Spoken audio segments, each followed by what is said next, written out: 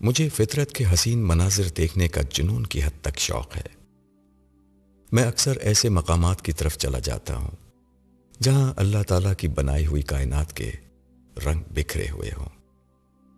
سبزہ، پھول، پرندے اور جانوروں کا فطری ماحول مجھے بہت اپیل کرتا ہے۔ ایک مرتبہ ایسے ہی ایک مقام پر میں نے ایک صاحب کو دیکھا۔ وہ سفید چھڑی ٹیکتے ہوئے چلے جا رہے تھے کیونکہ وہ نابینا تھے۔ مجھے ان کی حالت دیکھ کر افسوس ہوا کہ وہ اس دنیا کی خوبصورتی کو دیکھنے سے محروم ہیں۔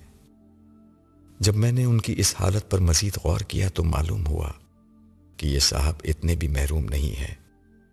وہ اگرچہ فطرت کے ان حسین نظاروں کو نہیں دیکھ سکتے، لیکن وہ اپنی ناک سے پھولوں کی خوشبو سونگھ سکتے ہیں، اپنی جلد پر تازہ ہوا کے جھونکوں کو محسوس کر سکتے ہیں، اپنے کانوں سے فطرت کی حسین آوازوں کو سن سکتے ہیں، اور اپنی زبان سے اچھے اچھے کھانوں کا ذائقہ محسوس کر سکتے ہیں۔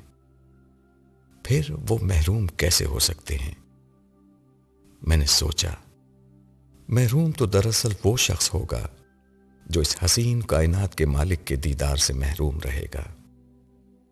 کتنا بد نصیب اور محروم ہوگا وہ شخص جو کائنات کے حسن اور فطرت کے خوبصورت مناظر سے تو اس عارضی زندگی میں بھرپور طریقے سے لطف اندوز ہوا ہو، لیکن جب اس کی اصل زندگی شروع ہوگی تو اس حسین کائنات کو تخلیق کرنے والے رب کے حسین جلووں کے دیدار سے وہ محروم رہے گا۔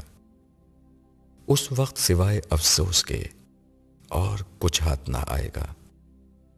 ابھی وقت ہے، اس محرومی سے خود کو بچانے کی تیاری کر لی جائے۔